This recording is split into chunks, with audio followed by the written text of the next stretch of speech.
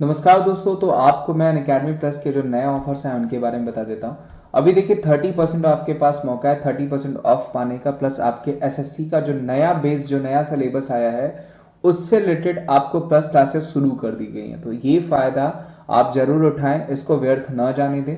देखिए मैं आपको बता देता हूँ कि एसएससी एग्जामिनेशन के लिए प्लस रेलवे एग्जामिनेशन के लिए आपको 30% तक का जो है कि ऑफ मिल रहा है, जो कि 26 से 30 तारीख तक चलेगा, यानी इसी महीने तक रहेगा।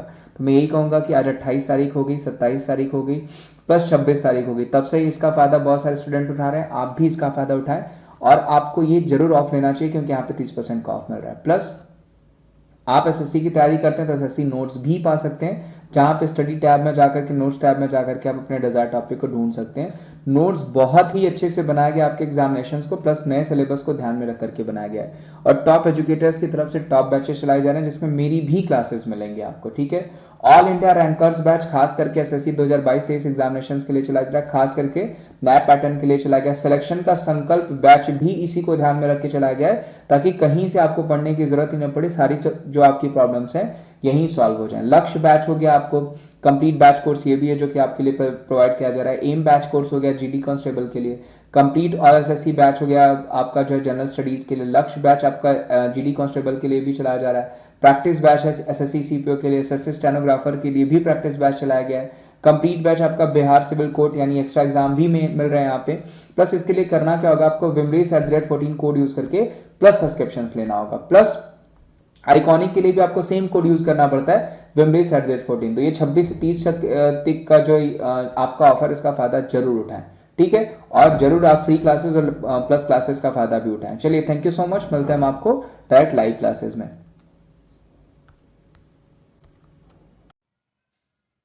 नमस्कार, स्वागत है आप सभी का शिक्षा सिटी के यूट्यूब चैनल में। दोस्तों, आज से हम 1000 महत्वपूर्ण प्रश्नों की एक और सीरीज स्टार्ट करने जा रहे हैं, तथा यह जो हमारी 1000 महत्वपूर्ण प्रश्नों की सीरीज है, यह हमारी दूसरी सीरीज है।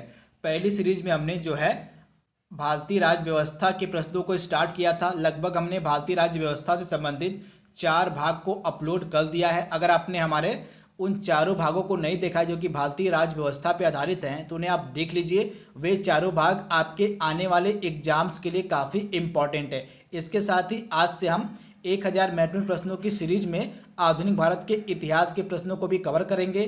तो यह जो हमारी आधुनिक भारत के इतिहास के लिए 1000 महत्वपूर्ण प्रश्नों की सीरीज है, यह हमारा भाग 1 होगा। तथा भाग 1 में आज हम भारत में यूरोपीय कंपनियों के आगमन से संबंधित जितने भी इम्पॉर्टेंट प्रश्न बन सकते हैं, उन सभी को हम आज के इस वीडियो में कवर करेंगे। तो अगर आपको वीडियो अच्छा लगे, जो कि हमारा यूरोपीय कंपनियों के आगमन पर आधारित है, तो इस वीडियो को लाइक कीजिए, इस वीडियो को शेयर कीजिए। इसके साथ अगर आप हमारे चैनल पे पहली बार आ रहे हैं, तो हमारे चैनल को सब्सक्राइब भी जरूर कर लीजिएगा।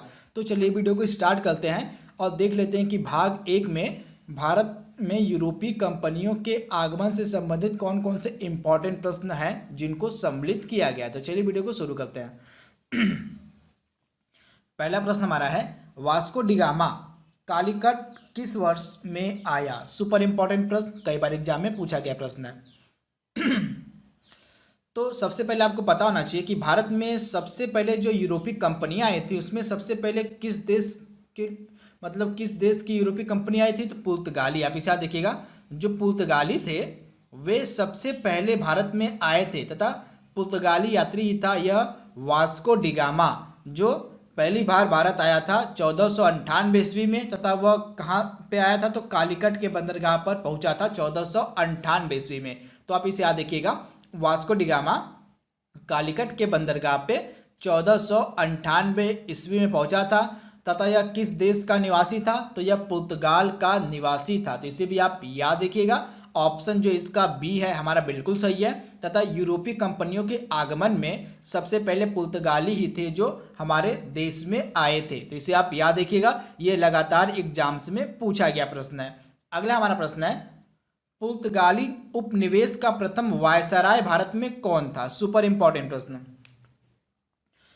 तो जो पुर्तगाली उपनिवेश हमारे भारत में स्थापित किया गया था, उस पुर्तगाली उपनिवेश का भारत में जो पहला वायसराय था वह कौन बनाया गया था, तो पुर्तगाली उपनिवेश का भारत में पहला वायसराय बनाया गया था फ्रांसिस्को डी अल्मेडा को। किसको, तो फ्रांसिस्को डी अल्मेडा जो था, यह भारत में प्रथम वायसराय था पुर्तगालियों का? तो आप इसे याद देखिएगा, यह जो फ्रांसिस्को डी अल्मीडा था यह 1505 ईस्वी से लेके 1509 ईस्वी तक जो है वायसराय बना रहा था। तो इसे भी आप याद देखिएगा। उसके बाद पुर्तगालियों के द्वारा जो दूसरा वायसराय बनाया गया था वो बनाया गया था अल्फांसो डी अल्बुकर्क को। किसको? तो अल्फांसो डी अल्बुकर्क जो था यह पुर्तगाली उपनिवेश का भारत में दूसरा वायसराय था। वहीं पुर्तगाली उपनिवेश का भारत में तीसरा वायसराय कौन बनाया गया था? तो नीनो डी कुन्ना। तो ये 3 इंपॉर्टेंट वायसराय थे पुर्तगालियों के द्वारा जो भारत में बनाए गए थे। पहला था पुर्तगाली उपनिवेश का भारत में प्रथम वायसराय फ्रांसिस्को डी अल्मीडा, दूसरा था अल्फांसो डी अल्बुकर्क और तीसरा बनाया गया था नीनो डी कुन्ना। तो ये तीनों जो थे ये फ्रांस मतलब पुर्तगाली वायसराय थे। तो इसे भी आप याद रखिएगा जिनकी नियुक्ति भारत में की गई थी। अगला हमारा प्रश्न कह रहा है, निम्नलिखित में से किसने वास्को डी गामा का कालीकट में स्वागत किया था? सुपर इंपॉर्टेंट प्रश्न। तो वास्को डी गामा सबसे पहले आपको पता होना चाहिए कि भारत आया कब था। तो 1498 ईस्वी में जो वास्को डी गामा था वह भारत आया था तथा पहुंचा कहाँ था? तो कालीकट के बंदरगाह पे 1498 ईस्वी में जो है वास्को डी गामा पहुंचा था तथा कालीकट के बंदरगाह पे इसका स्वागत किसने किया था? तो उस समय जो कालीकट का तत्कालीन शासक था जमोरिन, आप इसे याद रखिएगा। उस समय जो है तत्कालीन शासक जो था कालीकट का जमोरिन, उसने कालीकट के बंदरगाह पर वास्को डी गामा का स्वागत किया था। तो इस प्रश्न का राइट आंसर क्या हो जाएगा? जमोरिन। अगला हमारा प्रश्न कह रहा है, समुद्री यात्री क्रिस्टोफर कोलंबस किस देश का था? यह सुपर इंपॉर्टेंट प्रश्न ये भी है। तो जो समुद्री यात्री था क्रिस्टोफर कोलंबस यह किस देश का था? तो यह स्पेन का था। समुद्री यात्री क्रिस्टोफर कोलंबस जिसने खोज की थी अमेरिका की। जिसे भी आप याद रखिएगा, स्पेन का समुद्री यात्री था क्रिस्टोफर कोलंबस जिसने खोज की थी अमेरिका की। तो दोनों आपको याद रखना है, समुद्री यात्री किस देश का था तथा उसने किस देश की खोज की थी। तो स्पेन का समुद्री यात्री था क्रिस्टोफर कोलंबस, उसने अमेरिका की खोज की थी। तो इसे आप याद रखिएगा। अगला हमारा प्रश्न है, समुद्री यात्री तस्मान निम्नलिखित में से किस देश का था? यह भी सुपर इंपॉर्टेंट प्रश्न है। तो जो समुद्री यात्री तस्मान था यह किस देश का था? तो जो समुद्री यात्री तस्मान था यह हॉलैंड का था। किस देश का था? तो हॉलैंड का था यह समुद्री यात्री तस्मान जिसने खोज की थी तस्मानिया की। वर्तमान में जो तस्मानिया देश है उसकी खोज की थी तस्मान ने। तो इसे आप याद रखिएगा। अगला हमारा है, ब्रिटेन के समुद्री यात्री कैप्टन कुक ने किस देश की खोज की थी? यह भी सुपर इंपॉर्टेंट है। तो ब्रिटेन का जो समुद्री यात्री था कैप्टन कुक, उसने किस देश की खोज की थी? तो कैप्टन कुक ने खोज की थी ऑस्ट्रेलिया की। यानी ऑप्शन जो इसका डी है हमारा बिल्कुल सही है। ब्रिटेन का समुद्री यात्री था कैप्टन कुक, इसने खोज की थी किस देश की? तो ऑस्ट्रेलिया की। तो इसे आप याद रखिएगा, ऑप्शन जो इसका डी है हमारा बिल्कुल सही है। दोस्तों आप याद रखिएगा, लगातार एग्जाम में पूछा गया प्रश्न है कि समुद्री यात्री और जो देश है इसको मिलान करने के लिए लगातार एग्जाम में पूछा जाता है कि किस देश से संबंधित है वह समुद्री यात्री। तो एक बार मैं फिर से रिपीट करता हूं, जितने भी मैंने इंपॉर्टेंट समुद्री यात्रियों के नाम बताए हैं तथा उनके देशों को मैं रिपीट कर रहा हूं, उन्हें आप नोट डाउन कर लीजिएगा। सबसे पहले स्पेन का समुद्री यात्री था कौन? तो क्रिस्टोफर कोलंबस, उसने अमेरिका की खोज की थी। उसके बाद मैंने आपको बताया था तस्मान। तो तस्मान किस देश का था? तो तस्मान था यूरोपीय मतलब तस्मान था समुद्री यात्री हॉलैंड का, उसने की खोज की थी किसकी? तस्मानिया की। उसके बाद मैंने आपको बताया समुद्री यात्री कैप्टन कुक। कैप्टन कुक किस देश का था? तो ब्रिटेन का था कैप्टन कुक, इसने खोज की थी ऑस्ट्रेलिया की। तो ये 3 इंपॉर्टेंट समुद्री यात्री हैं जो लगातार एग्जाम में पूछे जाते हैं। इसके साथ ही जो तस्मान था इसने तस्मानिया के साथ न्यूजीलैंड की भी खोज की थी। इसे भी आप याद रखिएगा। तस्मान जो था यह हॉलैंड का समुद्री यात्री था जिसने न्यूजीलैंड की भी खोज की थी तस्मानिया के अलावा। इसे भी आप याद रखिएगा। अगला हमारा प्रश्न है, भारत में पुर्तगाली शक्ति का वास्तविक संस्थापक कौन था? तो भारत में पुर्तगाली शक्ति का वास्तविक संस्थापक कौन माना जाता है? तो अल्बुकर्क। तो आप इसे याद रखिएगा, जो अल्फांसो डी अल्बुकर्क था यह भारत में जो है पुर्तगाली साम्राज्य का वास्तविक संस्थापक माना जाता है? तो इसे आप याद रखिएगा, ऑप्शन बी इसका बिल्कुल सही है, फ्रांस अल्फांसो डी अल्बुकर्क। यह भारत में वायसराय कब बना था? 1509 ईस्वी में इसको वायसराय बनाया गया था पुर्तगालियों के द्वारा, तथा यह भारत में जो है पुर्तगाली साम्राज्य का वास्तविक संस्थापक माना जाता है। तो आप इसे याद रखिएगा, 1509 ईस्वी में यह बना था वायसराय, तो इसे भी आप याद रखिएगा। तथा जो अल्बुकर्क वायसराय बना था इसने 1510 ईस्वी में, आप याद रखिएगा, जब अल्बुकर्क वायसराय बन गया था तो उसने एक वर्ष बाद 1510 ईस्वी में बीजापुर के शासक यूसुफ आदिल शाह से गोवा को छीन लिया था। इसे भी आप याद रखिएगा, 1510 ईस्वी में अल्बुकर्क ने जो है बीजापुर के शासक यूसुफ आदिल शाह से गोवा को छीन लिया था। तो इसे भी आप याद रखिएगा। अगला हमारा प्रश्न कह रहा है, पुर्तगालियों ने अपना पहला किला यानी कि प्रथम व्यापारिक कोठी निम्न में से किस स्थान पे बनाया? तो पुर्तगालियों ने अपनी पहली जो व्यापारिक कोठी थी, पहला किला था, इसने बनाया था कोचीन में, यानी ऑप्शन जो ए है इसका बिल्कुल सही है। कोचीन में 1503 ईस्वी में, आप इसे याद देखिएगा, पुर्तगालियों ने कोचीन में 1503 ईस्वी में अपना पहला किला यानी कि अपनी पहली व्यापारिक कोठी इसने स्थापित की थी पुर्तगालियों ने। तो इसे आप याद रखिएगा, कोचीन में 1503 ईस्वी में। अगला हमारा प्रश्न है, किन यूरोपियों ने भारत में प्रथमतः सामुद्रिक व्यापारिक केंद्र स्थापित किए? तो भारत में प्रथम सामुद्रिक व्यापारिक केंद्र स्थापित करने का जो श्रेय है वह किसे दिया जाता है? तो पुर्तगालियों को। तो आप इसे याद रखिएगा, ऑप्शन जो सी है इसका बिल्कुल सही, आप इसे याद रखिएगा, पुर्तगालियों को भारत में सामुद्रिक व्यापारिक केंद्र स्थापित करने का श्रेय दिया जाता है। तो आप इसे याद रखिएगा। अगला हमारा प्रश्न कह रहा है, बंगाल की निम्नलिखित फैक्ट्रियों में से एक जो पुर्तगालियों द्वारा स्थापित की गई। तो बंगाल की निम्नलिखित फैक्ट्रियों में से एक फैक्ट्री जो पुर्तगालियों ने स्थापित की थी वो कौन सी थी? तो हुगली। तो आप इसे याद रखिएगा, हुगली में भी जो है पुर्तगालियों ने अपनी एक फैक्ट्री स्थापित की थी। तो आप इसे याद रखिएगा, ऑप्शन जो इसका सी है हमारा बिल्कुल सही है, हुगली में। अगला हमारा प्रश्न कह रहा है, हुगली को बंगाल की खाड़ी में समुद्री लूटपाट के लिए किसने अड्डा बनाया था? मतलब बंगाल में जो अपनी फैक्ट्री पुर्तगालियों ने स्थापित की थी हुगली में, तो उनके द्वारा जो है बंगाल की खाड़ी में लूटपाट के लिए इस फैक्ट्री का इस्तेमाल किया जाता था। तो इसका जो राइट आंसर मैं आपको बता दिया था, पुर्तगालियों ने हुगली में बंगाल की खाड़ी में समुद्री लूटपाट के लिए अड्डा अपना बनाया था। तो आपसे आप याद रखिएगा, ऑप्शन जो ए है इसका बिल्कुल सही है, पुर्तगालियों ने। अगला हमारा प्रश्न है, निम्नलिखित में से कौन भारत में सबसे पहले आए और सबसे बाद में गए?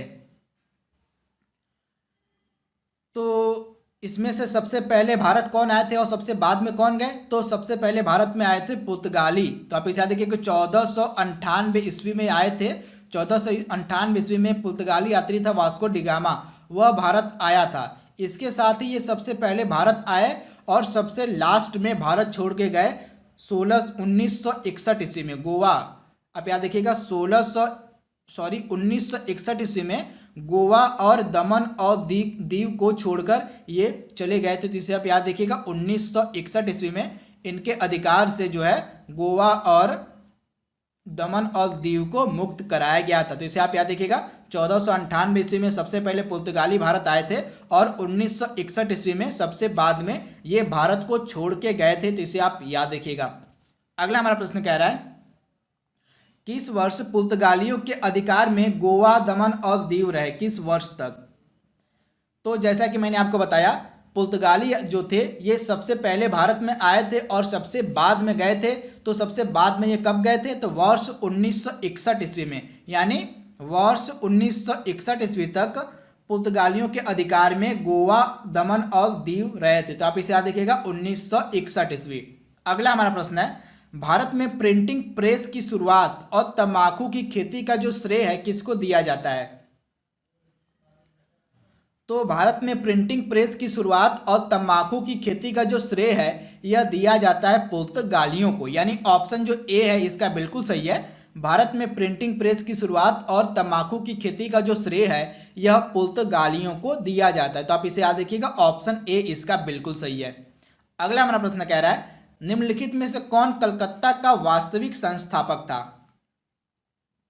तो कलकत्ता की जो स्थापना है वह किसने की थी, तो जॉब चारनाक ने। किसके, तो जॉब चारनाक ने कलकत्ता की स्थापना की थी। तो आप इसे याद रखिएगा, इसने जो जॉब चारनाक था इसने सूतानाती, कालीकाता और गोविंदपुर इन तीन को मिला के आप याद रखिएगा, जो जॉब चारनाक था इसने जो है सूतानाती, ये तीनों जगह आपके लिए इंपॉर्टेंट है, सूतानाती,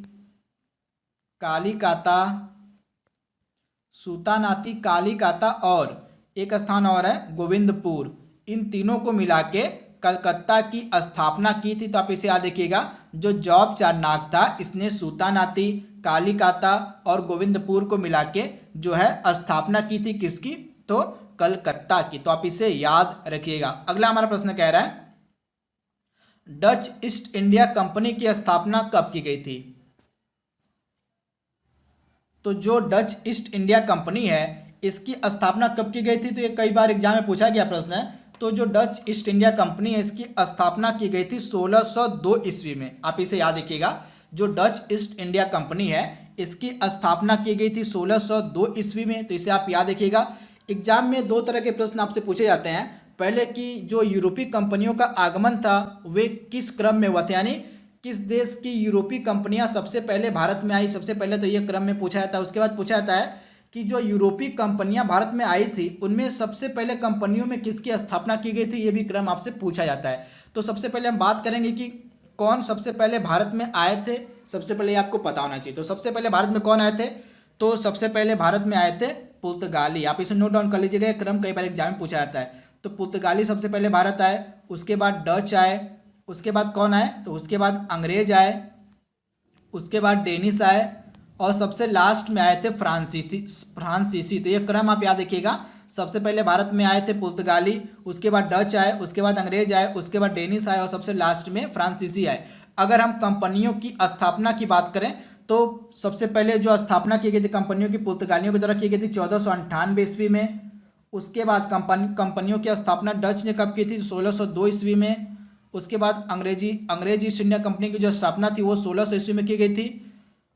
उसके बाद जो डेनिश कंपनी की स्थापना यह की गई थी 1616 ईस्वी में और 1616, और सबसे लास्ट में फ्रांसीसी कंपनी की स्थापना की गई थी 1664 ईस्वी में। तो आपको दोनों याद रखना है, कंपनियों की स्थापना कब कब की गई थी और कौन सबसे पहले भारत में आए थे। तो क्रम आप याद रखिएगा, पुर्तगाली, डच, अंग्रेज, डेनिश और फ्रांसीसी, ये क्रम है यूरोपियों का भारत में आने का। अगर हम कंपनियों की बात करें स्थापना की, तो सबसे पहले पुर्तगालियों ने 1498 ईस्वी में स्थापना की थी, उसके बाद डच ने 1602 ईस्वी में, उसके बाद अंग्रेज ईस्ट इंडिया कंपनी की जो स्थापना किए थे वो 1600 ईस्वी में किए थे, उसके बाद डेनिश कंपनी की स्थापना 1616 में हुई थी और 1664 में सबसे लास्ट में फ्रांसीसियों ने अपनी कंपनी की स्थापना की थी। तो इसे आप याद रखिएगा।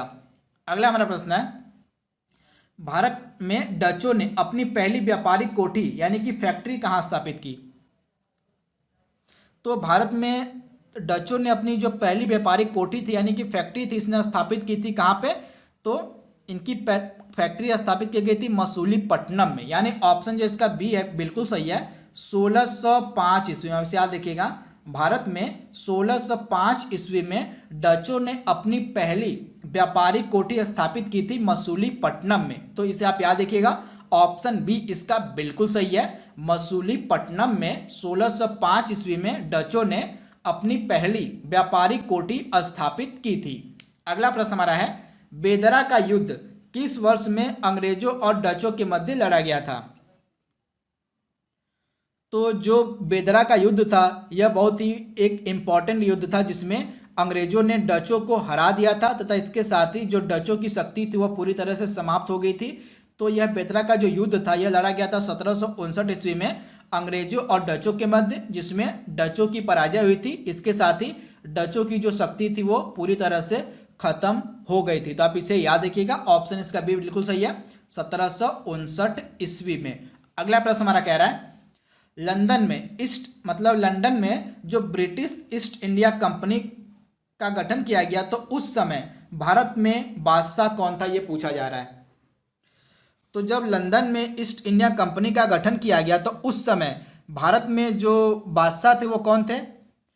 तो जब लंदन में ब्रिटिश ईस्ट इंडिया कंपनी का गठन किया गया तो उस समय भारत का बादशाह था अकबर। तो आप इसे याद देखिएगा, ऑप्शन ए इसका बिल्कुल सही है। अकबर उस समय बादशाह था जब ब्रिटिश ईस्ट इंडिया कंपनी की स्थापना की गई। तो आप इसे याद देखिएगा, जो ब्रिटिश ईस्ट इंडिया कंपनी इसकी स्थापना की गई थी सितंबर 1599 ईस्वी में। तो आप इसे याद देखिएगा। तथा उस समय भारत में किसका शासन पीरियड था? तो अकबर का शासन पीरियड था। तो आप इसे याद रखिएगा, अकबर कब से कब तक शासन किया था? तो अकबर जो था उसने शासन किया था 1556 से 1605 ईस्वी तक। तो इसे आप याद रखिएगा। अगला प्रश्न हमारा है, किस मुगल बादशाह के काल में ईस्ट इंडिया कंपनी ने भारत में सर्वप्रथम कारखाना स्थापित किया? तो किस मुगल बादशाह के शासनकाल में ईस्ट इंडिया कंपनी ने अपना पहला कारखाना स्थापित किया था? तो जहांगीर के शासनकाल में, यानी ऑप्शन जो इसका बी है बिल्कुल सही है। जहांगीर के शासनकाल में जो है ईस्ट इंडिया कंपनी ने भारत में अपना पहला जो है कारखाना स्थापित किया था 1611 ईस्वी में। आप इसे याद देखिएगा, 1611 ईस्वी में जो है एक अस्थायी कारखाना था, जो कि एक अस्थायी कारखाना था जो स्थापित किया गया था मसूलीपट्टनम। इसे भी आप याद रखिएगा, मसूलीपट्टनम में एक अस्थायी कारखाना अंग्रेजों ने स्थापित किया था 1611 ईस्वी में जहांगीर के टाइम पीरियड में। तो आप इसे याद रखिएगा, ऑप्शन इसका बी बिल्कुल सही है। अगला प्रश्न हमारा है, वर्ष 1608 में कैप्टन हॉकिंस निम्न में से किस बादशाह से मिलने आगरा गए थे? तो सबसे पहले आपको पता होना चाहिए जो कैप्टन हॉकिंस था यह कौन था? तो कैप्टन हॉकिंस था जेम्स प्रथम का दूत। किसका दूत था? तो यह जो कैप्टन हॉकिंस था यह जेम्स प्रथम का दूत था जो भारत आया था 1608 ईस्वी में। तो आप इसे याद रखिएगा, 1608 ईस्वी में जेम्स प्रथम का दूत था कैप्टन हॉकिंस जो भारत आया था, तथा यह भारत आने के बाद आगरा गया था जहांगीर से मिलने। तो ऑप्शन इसका बी बिल्कुल सही हो जाएगा, जहांगीर से मिलने यह आगरा गया हुआ था। तो आप इसे याद रखिएगा। अगला हमारा प्रश्न कह रहा है, इसके साथ दूसरा 22वां प्रश्न हमारा है, भारत आने वाला पहला अंग्रेजी जहाज कौन था? यह भी सुपर इंपॉर्टेंट प्रश्न है। तो भारत आने वाला पहला अंग्रेजी जहाज कौन था? तो भारत आने वाला पहला अंग्रेजी जहाज था हेक्टर। तो आप इसे याद देखिएगा, हेक्टर नामक जहाज था पहला जो भारत आया हुआ था। तो इसे आप याद देखिएगा, इसी हेक्टर नामक जहाज पे ही कैप्टन हॉकिंस भारत आया था। तो इसे आप याद रखिएगा, जो कैप्टन हॉकिंस था यह इसी हेक्टर नामक जहाज से ही भारत आया हुआ था, जो कि भारत आने वाला पहला अंग्रेजी जहाज भी था हेक्टर। तो आप इसे याद रखिएगा। अगला हमारा प्रश्न कह रहा है, भारत में वर्ष 1613 ईस्वी में अंग्रेजों ने अपनी पहली फैक्ट्री कहाँ स्थापित की, जो कि एक अस्थायी फैक्ट्री थी, परमानेंट फैक्ट्री थी। तो जो 1613 ईस्वी में परमानेंट फैक्ट्री अंग्रेजों ने स्थापित की थी वो की थी सूरत में, यानी ऑप्शन जो इसका ए है हमारा बिल्कुल सही है। सूरत में एक परमानेंट फैक्ट्री की स्थापना की गई थी अंग्रेजों के द्वारा 1613 ईस्वी में। तो आप इसे याद रखिएगा, ऑप्शन जो इसका ए है हमारा बिल्कुल सही है। तथा इस फैक्ट्री को स्थापित करने के लिए जहांगीर ने अंग्रेजों को फरमान जारी किया था। तो इसे भी आप याद रखिएगा, जब 1613 ईस्वी में अंग्रेजों ने एक परमानेंट फैक्ट्री की स्थापना की थी सूरत में, तो इस फैक्ट्री को स्थापित करने के लिए जहांगीर ने एक फरमान जारी किया था अंग्रेजों को। तो इसे भी आप याद रखिएगा। अगला प्रश्न हमारा है, अंग्रेजों को 1613 ईस्वी में किसने फरमान जारी कर सूरत में व्यापारिक कोठी स्थापित करने की इजाजत दी थी? तो जैसा कि मैंने आपको बताया, अंग्रेजों को 1613 ईस्वी में फरमान जारी कर एक व्यापारिक कोठी स्थापित करने की स्थापना दी थी सूरत में जहांगीर ने, यानी ऑप्शन जो इसका बी है हमारा बिल्कुल सही है। अगला प्रश्न हमारा कह रहा है, सर थॉमस रो भारत कब आया था? तो जो सर थॉमस रो था यह भारत कब आया था? तो सर थॉमस रो भी था जो, यह भी जेम्स प्रथम का दूत था। किसका दूत था? तो यह भी जेम्स प्रथम का दूत था जो भारत आया था 1615 ईस्वी में। तो आप इसे याद देखिएगा। तथा यह 1615 ईस्वी में जब भारत आया था तो यह भी मुगल सम्राट जहांगीर से मिलने गया हुआ था। तो इसे आप याद रखिएगा, 1615 ईस्वी में सर टॉमस रो भी भारत आया तथा यह भी जेम्स प्रथम का दूत था तथा यह भारत आने के बाद जहांगीर के पास गया हुआ था उनसे मिलने। तो आप इसे याद रखिएगा, ऑप्शन सी इसका बिल्कुल सही है, 1615 ईस्वी में। तथा जब यह 1615 ईस्वी में जहांगीर से मिलने उसके दरबार में गया तो उसने, जो सर टॉमस रो था, उसने मुगल दरबार से, मतलब मुगल साम्राज्य था, उसके विभिन्न हिस्सों में व्यापार करने की उसने अनुमति भी जहांगीर से प्राप्त की थी। तो इसे भी आप याद रखिएगा, जब सर टॉमस रो 1615 ईस्वी में मुगल बादशाह जहांगीर के दरबार में गया तो उसने मुगल बादशाह जहांगीर से जो है उसके विभिन्न हिस्सों में व्यापार करने की उसने परमिशन भी उससे मांग ली थी। तो आप इसे याद रखिएगा, 1615 ईस्वी में यह भारत आया हुआ था। अगला हमारा है, निम्नलिखित में से किस अंग्रेज अधिकारी ने पुर्तगालियों को स्वाली के स्थान पे हराया था? तो अंग्रेज अधिकारी था थॉमस बेस्ट। आप इसे याद रखिएगा, अंग्रेज अधिकारी का नाम था थॉमस बेस्ट। इसने पुर्तगालियों को स्वाली नामक स्थान पे हराया हुआ था। तो इसका राइट आंसर क्या हो जाएगा? Option C, Thomas best. अगला प्रश्न हमारा कह रहा है, निम्नलिखित यूरोपीय कंपनियों में से किसने सूरत में प्रथम अपना कारखाना स्थापित किया? तो सूरत में सबसे पहला कारखाना किसने स्थापित किया था? तो अंग्रेजों ने। तो आप इसे याद रखिएगा, अंग्रेजों ने 1613 ईस्वी में पहला कारखाना स्थापित किया था सूरत में। तो आप इसे याद रखिएगा, ऑप्शन जो इसका बी है हमारा बिल्कुल सही है। अगला प्रश्न हमारा है, ब्रिटिश ईस्ट इंडिया कंपनी ने बंबई को किससे लिया था? तो जो ब्रिटिश ईस्ट इंडिया कंपनी थी उसने बंबई को किससे लिया था? तो पुर्तगालियों से। तो आप इसे याद रखिएगा, पुर्तगालियों से ब्रिटिश ईस्ट इंडिया कंपनी ने बंबई को लिया हुआ था। तो ऑप्शन जो इसका डी है हमारा बिल्कुल सही है। अगला प्रश्न हमारा कह रहा है, ईस्ट इंडिया कंपनी के किस अंग्रेज गवर्नर को औरंगजेब द्वारा भारत से निष्कासित किया गया था? तो सर जॉन चाइल्ड को। किसको? तो अंग्रेज गवर्नर था उस समय सर जॉन चाइल्ड, इसको निष्कासित कर दिया गया था औरंगजेब के द्वारा। यानी ऑप्शन जो इसका बी बिल्कुल सही है, सर जॉन चाइल्ड को। अगला प्रश्न हमारा कह रहा है, कर्नाटक का युद्ध किन किन के मध्य हुआ था? तो सबसे पहले आप याद रखिएगा, कर्नाटक का युद्ध जो था यह 3 युद्ध लड़ाइयाँ लड़ी गई थी कर्नाटक की। आप इसे याद रखिएगा, कर्नाटक की 3 लड़ाइयाँ लड़ी गई थी। कर्नाटक का पहला युद्ध, कर्नाटक का दूसरा युद्ध और कर्नाटक का तृतीय युद्ध। जो कर्नाटक का पहला युद्ध था यह लड़ा गया था 1746 ईस्वी से लेके 1748 ईस्वी के मध्य, जो कि प्रथम कर्नाटक युद्ध कहलाया। उसके बाद कर्नाटक का जो दूसरा युद्ध था यह 1749 ईस्वी से लेके 1754 ईस्वी तक चला। उसके बाद जो तीसरा कर्नाटक का युद्ध था यह था 1758 से 1763 के मध्य। तो 3 प्रसिद्ध लड़ाइयाँ लड़ी गई थी जो है कर्नाटक की, जो कि अंग्रेजों और फ्रांसीसियों के मध्य लड़ी गई थी। जिसे भी आप याद रखिएगा, कर्नाटक के 3 युद्ध हुए थे, किसके बीच में? तो अंग्रेजों और फ्रांसीसियों के मध्य में। कब कब? तो कर्नाटक का जो पहला युद्ध था हुआ था 1746 ईस्वी से 1748 तक, दूसरा 1749 ईस्वी से 1754 ईस्वी तक, तीसरा 1758 से 1763 ईस्वी तक। तो आप इसे याद रखिएगा, अंग्रेजों और फ्रांसीसियों के मध्य कर्नाटक युद्ध हुआ था। अगला प्रश्न हमारा कह रहा है, भारत में फ्रांसीसियों ने अपना पहला कारखाना निम्न स्थानों में से कहाँ स्थापित किया? तो फ्रांसीसियों ने जो अपना पहला कारखाना था वो कहाँ स्थापित किया था? तो इस प्रश्न का हमारा राइट आंसर हो जाएगा सूरत में। कहाँ? तो सूरत में फ्रांसीसियों ने जो है अपना पहला कारखाना स्थापित किया था। तो ऑप्शन जो इसका ए है बिल्कुल सही हो जाएगा, सूरत में 1668 ईस्वी में। कब? तो सूरत में 1668 ईस्वी में फ्रांसीसियों ने अपना पहला कारखाना स्थापित किया था। अगला प्रश्न हमारा है, फ्रांसीसी ईस्ट इंडिया कंपनी स्थापित हुई थी किसके शासनकाल में? तो जो फ्रांसीसी ईस्ट इंडिया कंपनी थी इसकी स्थापना की गई थी लुई 14वें के शासन काल में। यानी ऑप्शन जो ए है इसका बिल्कुल सही है, लुई 14वें के शासन काल में जो है फ्रांसीसी ईस्ट इंडिया कंपनी की स्थापना की गई थी। तो आप इसे याद रखिएगा, ऑप्शन जो ए है इसका बिल्कुल सही है। तथा फ्रांसीसी जो कंपनी थी इसकी स्थापना की गई थी 1664 ईस्वी में। तो इसे भी आप याद रखिएगा, जो फ्रांसीसी ईस्ट इंडिया कंपनी थी, इसकी स्थापना की गई थी 1664 ईस्वी में लुई 14वें के शासन काल में। तो आप इसे याद रखिएगा।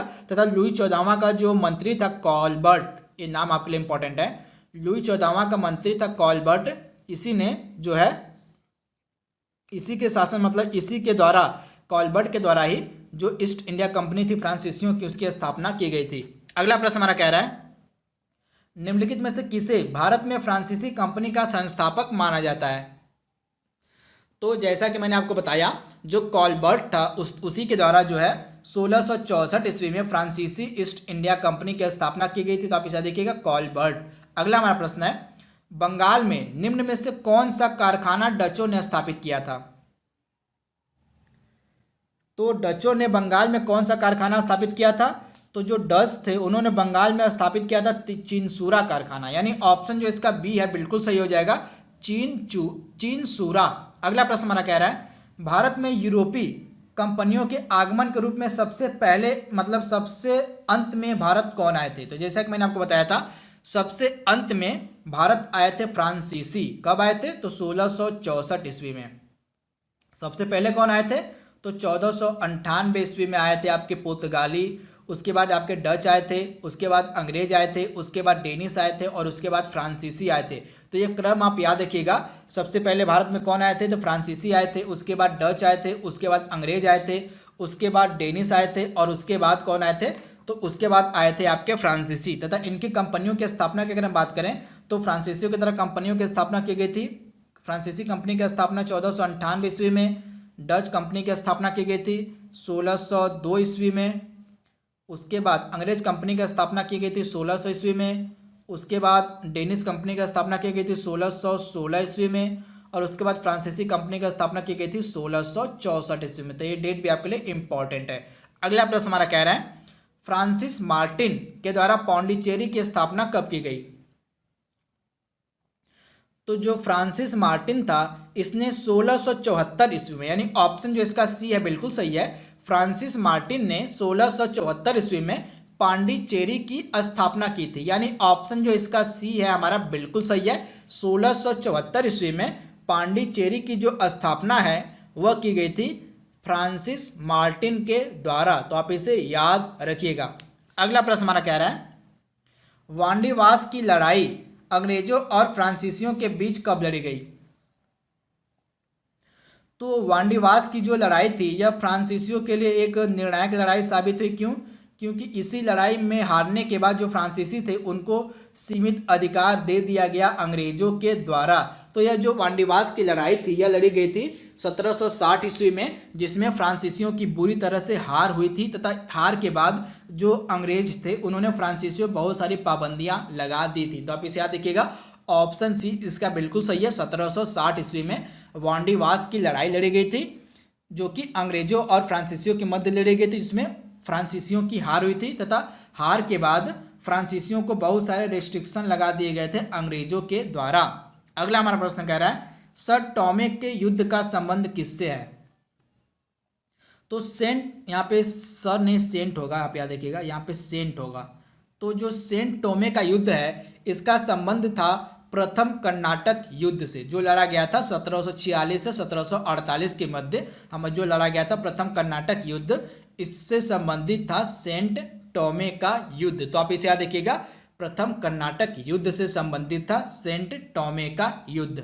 अगला प्रश्न हमारा कह रहा है बंबई शहर का वास्तविक संस्थापक कौन है। तो बंबई शहर का वास्तविक संस्थापक कौन माना जाता है। तो गेराल्ड ओंगियार। कौन।